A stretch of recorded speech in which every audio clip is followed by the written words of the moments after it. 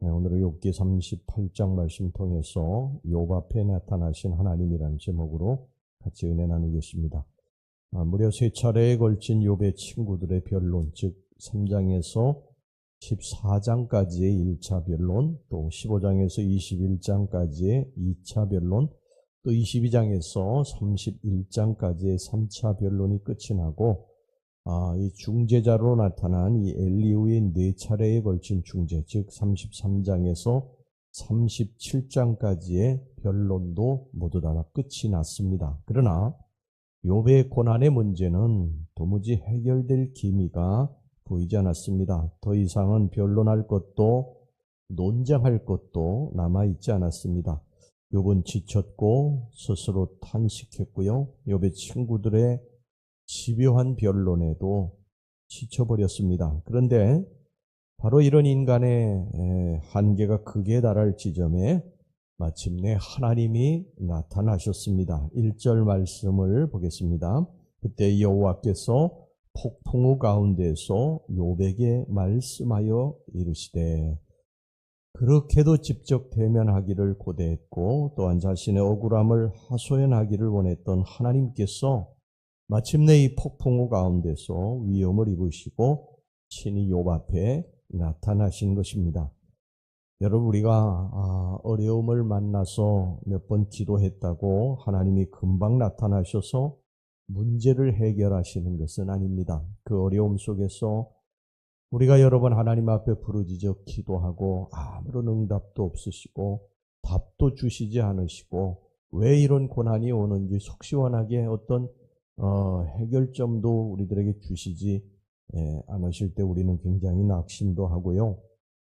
또 때로는 원망도 하지만 분명한 것은 이 하나님은 나타나신다. 분명히 우리들에게 나타나셔서 말씀하시고 우리들이 그렇게 간절히 답을 받기를 원하시는 그 답을 주신다는 것입니다. 그러니까 하나님이 응답하시는 때는 우리 인간이 정하는 것이 아닙니다. 우리 인간이 정하는 것은 그것은 불완전한 것입니다. 우리 인간의 때는 크로노스입니다. 그것은 시간이 흘러가면서 이렇게 때를 우리들이 정해서 오는 것이지, 하나님의 때는 카이로스는 하나님이 생각하실 때에, 하나님이 정하신 때에 그때 하나님이 나타나셔서 응답하신다는 거예요. 그러니까 그때가 가장 좋은 때인 것을 우리가 기억하셔야 됩니다. 우리 인간은 그냥 당장 빨리 내가 원하는 것이 이루어져야 좋은 때라고 생각하는데 그렇지 않다는 거예요. 성경을 보면 하나님께서 이 세 친구들의 변론, 그리고 마지막 엘리후의 변론이 다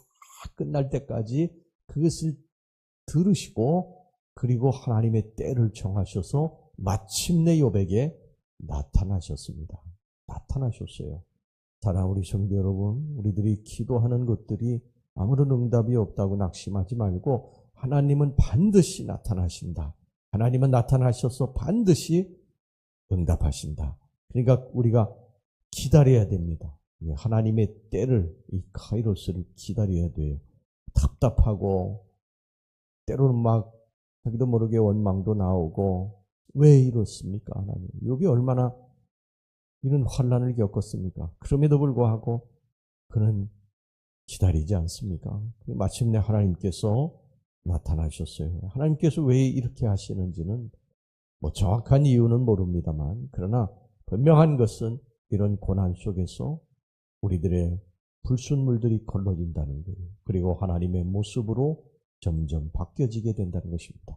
참고 인내하고 기다리면서 하나님의 아름다운 성품으로 점점 더 변화되어 나간다는 것입니다. 이게 성숙되어 나가는 것이죠, 우리들이. 오늘 욥은 그렇게 만나기를 고대하던 하나님을 만났습니다. 그런데 욥은 이 하나님을 만나고 아무 말도 할 수가 없었어요. 하나님께서 나타나셔가지고 먼저 욥과 그 친구들 그리고 중재자 엘리후를 향해서 2절에 보면요, 무지한 말로 생각을 어둡게 하는 자가 누구냐 이렇게 말씀하셨습니다. 이게 어찌된 말씀입니까? 욥의 친구들은 당시 최고의 현자들이었고요. 경험과 지식과 지혜가 뛰어난 사람들이었어요. 그들의 변론은 최고의 그러한 신학적 의미가 있는 깊이 있는 것이었습니다. 근데 하나님께서는 그들의 변론을 무지하다고 하셨어요. 이것을 보면 우리가 하나님 앞에서 뭐 어떤 신학적인 그러한 그 이론을 갖다가 붙이고 왜 고난이 이렇게 오느냐 여기에 대해서 뭐 여러 가지 그러한 사상들, 생각들, 경험들 이런 것들을 갖다 붙이지만 이게 다 정확한 거 아닙니다. 정확한 게 아니에요. 하나님께서는 우리들이 막 그런 논리를 대고 어떤 사람들에게 그것을 이해시키려고 하고 설득시키려고 하고 욥의 친구들처럼 그렇게 하지만 어리석다고 말씀하십니다.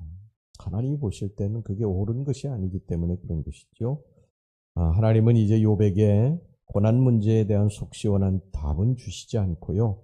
뭘 말씀하시느냐 하면 하나님께서는 참 어떻게 보면 우리들이 원하는 답은 정확하게 주시지 않는데 나중에 보면 그게 답이에요. 그런 게 참 많습니다.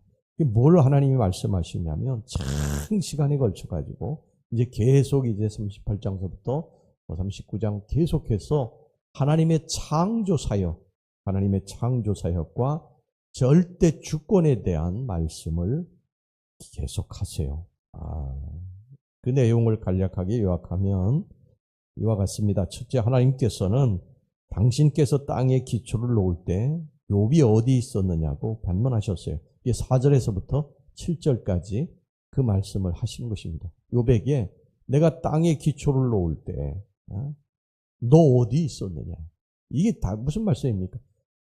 내가 창조 사역을 행할 때 내가 말하자면 숟가락 하나라도 얹었느냐? 욥의 친구들에게도 너희들이 내가 창조 사역을 행할 때 너희들이 숟가락 하나라도 얹은 적이 있느냐? 온전히 그건 내가 했다는 것이죠. 이거는 하나님께서 지구와 우주의 기원에 대해서 욥에게 물으심으로써 욥의 지식의 한계를 말씀하신 것입니다.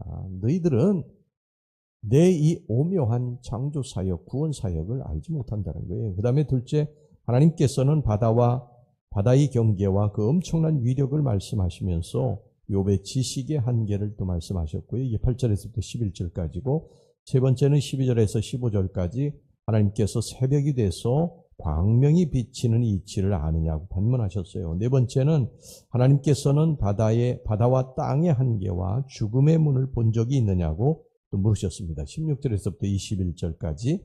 다섯째는 하나님께서는 천기의 변화, 즉 우박과 울의 번개가 어디로부터 오며 그 이동 방향이 어디로 향하는지 아느냐고 물으셨어요. 22절에서 30절까지. 그 다음에 여섯 번째, 하나님께서는 묘성, 즉 황소 별자리를 이루는 별들과 삼성인 오리온 성좌, 그리고 12성좌와 북두성들 별들의 운행을 주관하고 그 위치를 정하는 자가 누구냐고 반문하셨어요. 31절에 33절까지. 일곱째, 하나님께서는 들짐승과 날짐승에게 먹이를 공급하는 자가 누구냐고 물으셨습니다. 39절에서 41절까지. 이렇게 하나님은 욥의 고난의 문제는 뭐 속 시원하게 막 이 답을 주신 것이 아니고요. 뒷전으로 미루시고 먼저 반어적인 표현법을 사용해 가지고 당신의 지극히 전능하시고 무한광대하신 능력을 상세하게 밝히 보여주셨습니다. 여기에 대해서 욥은 아무 말도 할 수가 없었습니다. 4절 보겠습니다. 내가 땅에 기초를 놓을 때 내가 어디 있었느냐? 아무 말도 할 수 없었고요. 8절 바닷물이 넘쳐 나올 때에 그것을 막을 자가 누구냐? 거기에 대해서도 답을 줄 수가 없었죠. 17절 사망의 그늘을 보았느냐? 22절 내가 눈 곳간에 들어갔느냐? 우박 창구를 보았느냐? 37절 누가 지혜로 구름을 계수하겠느냐? 욥은 도저히 하나님의 질문에 답변할 재간이 없었습니다. 지금까지 그렇게 하나님을 만나기 소원하였고 하나님 앞에서 자신의 억울하고 원통하며 답답한 심정을 토로하기 원했건만 하나님의 말씀을 듣고는 더 이상 하나님 앞에서 한마디의 말도 할 수 없었던 것입니다. 아침의 광명을 한치도 길게 할 수 없고 저녁의 흑암을 한치도 짧게 할 수 없는 인생, 바닷물의 넘침 앞에 철저히 무기력한 인생, 이렇게 하나님께서 창조하신 우주 만물의 운행과 질서에 일고의 능력도 행사할 수 없는 인생이 어찌 하나님의 깊고 오묘하신 섭리를 알고 원망하며 불평할 수 있겠습니까? 여러분, 우리가 얼마 전까지만 해도 그렇게 무덥고 힘든 여름을 지내지 않았습니까? 그런데 순식간에 찬바람이 불어오지 않아요? 여러분, 이런 것들을 보면요, 우리들이 일시적인 자연현상으로만 치부하기는 너무 어려운 점들이 많습니다. 이런 모든 것들이, 이런 자연 질서의 모든 이 운행들을 다 하나님이 하신다고 우리는 그것을 믿고 그것을 받아들여야 되는 줄로 믿습니다. 이 욥은 여기서 하나님의 말씀을 듣고요, 자신의 무지를 발견하게 됩니다. 그리고 침묵할 수밖에 없었습니다. 지금까지 자신의 신세를 한탄하고 다소나마 하나님을 원망했던 것이 부끄러웠습니다. 오늘날도 하나님께서는 당신을 향해서 왜 이런 일이 내게 일어나느냐고 원망하고 불평을 쏟아놓는 성도들을 향해서 오늘 본장의 말씀을 들려주고 계십니다. 내가 땅에 기초를 놓을 때에 내가 어디 있었느냐? 하나님 늘 말씀하시는 게 뭐냐? 나는 토기장이고 너희들은 토기라는 것입니다. 여러분, 토기장이가 토기를 자기의 뜻대로 만들 권한이 없습니까? 큰 그릇, 작은 그릇, 아름다운 그릇, 그렇지 못한 그릇, 이게 토기장이가 그릇을 자기 마음대로 만드는 것입니다. 그래서 성경은 계속해서 나는 창조주고 너희들은 피조물이다, 이 한계를 분명히 알라는 것입니다. 불교는 그렇지 않죠. 불교는 심즉시불이라고 해서 내가 곧 부처가 될 수 있어요. 그런데 기독교는 안 그렇습니다. 창조주 하나님이 계시고 우리는 피조물입니다. 피조물은 창조주 때문에 살고 있는 것이고 창조주를 의지해서 살고 있는 것이고 창조주가 없으면 피조물은 아무 의미가 없는 것입니다. 우리의 인간사에 일어나는 모든 일들, 자연의 이 질서 속에서 일어나는 모든 일들은 하나님께서 운행하신다. 하나님이 주관하신다. 하나님이 이끌어 가신다. 우리의 생은 하나님이 이끌어 가시는 것입니다. 하나님이 이끌어 가시는 데에 때로 고난도 있어요. 욥의 생애를 보면 알 수 있지 않습니까? 고난이 있어요. 그런데 우리는 무엇을 믿느냐? 모든 게 합력해 선을 이루실 것을 믿는 것입니다. 그러니까 우리는 지금 당장 눈앞에 보이는 것들만 인해서 원망하고 불평하지 말고 하나님이 이루실 일, 미래에 이루실 일, 이 하나님의 계획과 섭리 가운데, 그런데 분명한 것은 하나님은 선하시고 하나님은 우리를 사랑하신다. 나를 사랑하신다. 나를 위해 십자가에서 피 흘려 죽으시고 나를 구원하신 분이시다. 이것을 믿고 그리고 하나님의 선하신 뜻을 참고 기다리다 보면 모든 게 합력해 선을 이루는 날이 있게 될 줄로 믿습니다. 그러니까 우리는 그날을 기다리고 그분을 높이는 거예요. 잘 될 때도 하나님을 높이고 감사하지만 힘들고 어려운 일이 있을 때도 하나님이 이루실 줄 믿습니다. 하나님이 합력해 선을 이루실 줄로 믿습니다.